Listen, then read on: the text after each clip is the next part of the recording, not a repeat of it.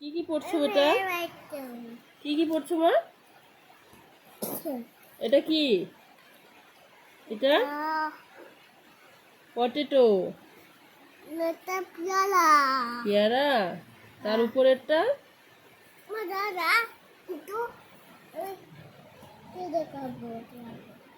কি দেখাবা? হ্যাঁ, সেন্তা দেখাবা? কোথায় সেন্তা? বলো, আমি বই পড়বো এখন। বার্ড মানে পাখি, বিয়ার মানে ভালুক। এটা সিংহ। লায়ন মানে হ্যাঁ। এটা কি? একদিক করে পড়তে হবে, তো এরকম বারবার ইয়ে করলে হয়?